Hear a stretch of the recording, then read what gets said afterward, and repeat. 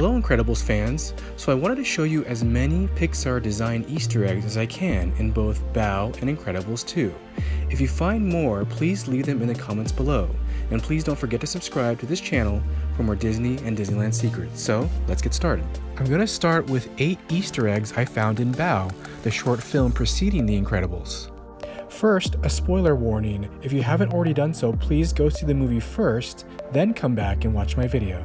The first Easter egg in the background here is the CN Tower landmark in Toronto. The director Domee Shi is Canadian. The second Easter egg is about the mother's shirt. It changes color with her mood throughout the film. At first, it's a solid mix. Then, it turns brightly colored where she's most happy. Then it turns dark during her moment of sadness near the end. The third Easter egg is the address of this market, 697 Lucy Street. They named it after Lucy, the producer's daughter. The fourth Easter egg is the skull and crossbones symbol on Bao's door. It's actually a cute bun and crossbones. The fifth Easter egg is this Gameboy on Bao's bed. That and the analog phone shows that this is the 90s, the time when director Domee Shi grew up. The sixth Easter egg is not so much an Easter egg, but I find it adorable that the door's peephole is down in the middle of the door, because that's the eye level of the mother who's so short. And finally, Easter eggs 7 and 8 are the Toronto maple leaf on Dad's shirt and the now brightly colored Hawaiian shirt worn by the mother who's reunited with her son and daughter-in-law. Okay Incredibles fans, now I'm going to take you through all the design secrets and Easter eggs in Incredibles 2. The design aesthetic for Incredibles 2 takes largely from the 1960s. Brad Bird was in love with 1960s futurism like James Bond films and Jonny Quest, which he watched growing up. And after we just catch a glimpse of this Incredibles 2 logo in the castle, the movie starts off pretty tame. We start here with a basic interrogation scene between Dicker and Tony Ridinger. Even though 14 years have passed and animation technology has developed, the animators intentionally dialed it back, the technology, until the Underminer scene. The reason why they started with more muted colors and simpler sets, so the jump from Incredibles 1 to 2 is more gradual. And here we come to the first Easter egg of the movie, which is the Spartan's mascot on the wall. This is the mascot for Brad Bird's own Corvallis High School. Then, there is a visible technological shift once we go down underground in the Underminer scene. This is what in movies we call the cross dissolve, where at this point we start seeing larger explosions, finer detail, and bigger special effects. For example, each bill in this scene has an image on it, an Easter egg of Ted Mathit, the story supervisor of Incredibles 2. We'll see him referenced again later on. Another big Easter egg is what the Underminer himself is wearing. Remember when I said that the school mascot was the Spartans? Well, the Underminer himself dons a very Spartan-esque clothing. Maybe he has an angsty teen backstory at the same high school. Now, in this film, one of the reasons Bob is forced to retire is his pure destructiveness. This warning here says, "Do not open," plasma warning, and yet his first solution is to punch his way through. And as Bob throws the Underminer haphazardly into the control panel, you get a brief glimpse of 1960s technology. The signals and screens are largely inspired by NASA trajectory screens. Easter egg for the art director Anthony Christov is hidden here on the building as Elastigirl swings through the air. The next Easter egg we see here is the West building named after Joshua West. He's the set's modeling lead. The next two references are this train, modeled after the BART train in the Bay Area, and the department store called Grindle's, referring to Nicole Grindle, the film's producer. Then, as Frozone catches the train, we see a sign for Little Rona, referring to Rona Liu, a Pixar set's art designer. Then, as Dash saves this woman, we get a sign that says Zephyr, referring to the Greek god of wind.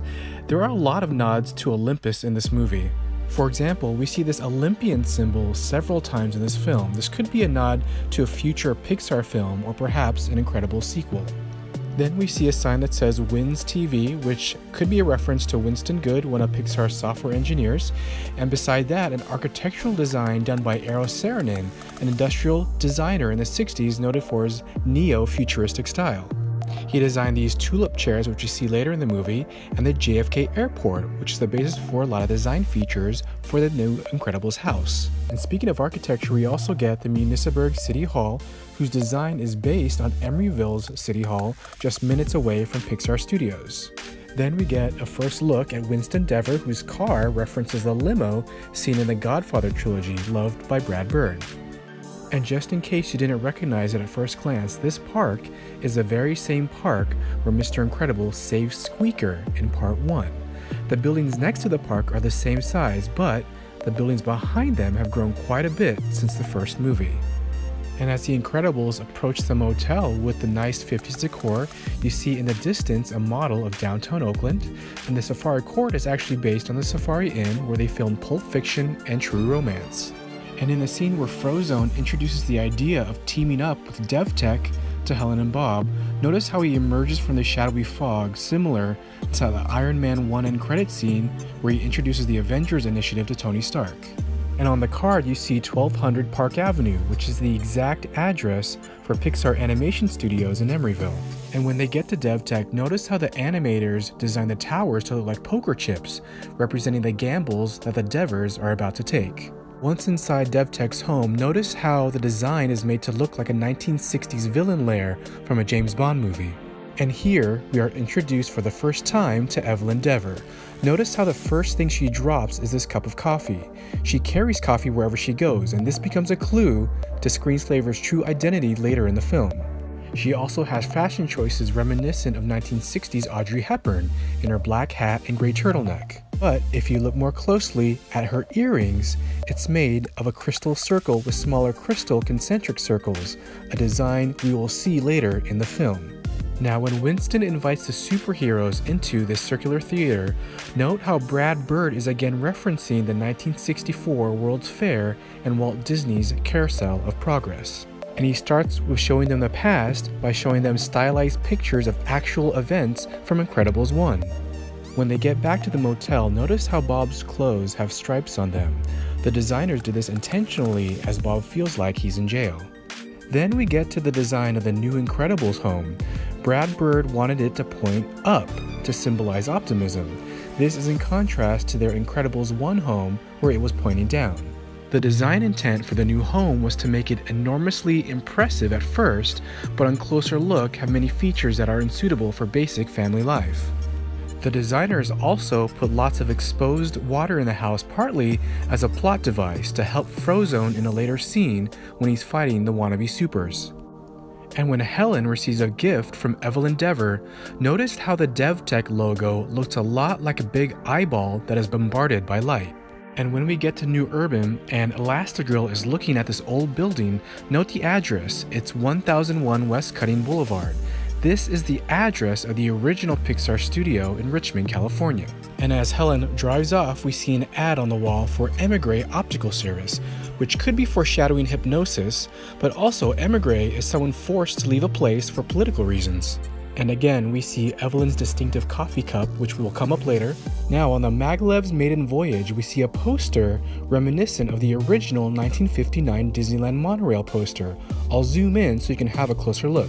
Then we see a sign saying Miller's, referring to Tom Miller, who has been a set artist and technical director at Pixar Studios for the past 12 years, working on Cars, Incredibles, and Up. Then we see a reference to A113 on the Maglev train. As Elastigirl travels underneath the monorail tracks, we catch a glimpse of a sign that says Imagire Travel, which stands for Bryn Imagire, Pixar's shading art director. She had just come off her work on Coco to work on Incredibles 2, and as a director she helps develop the textures for sets, props, and characters. When we come to the Valiant Industrial Complex, note the first advertisement we see here for Triple Dent Gum from Inside Out. When Elastigirl lands on this building, look closely at the logo for International Bowling Company. The name is flanked by two balls, which are the famous yellow Pixar balls. As Elastigirl jumps this building, we see Nolte Industrial, which stands for character art director Matt Nolte. He was also the art director for The Good Dinosaur and Brave.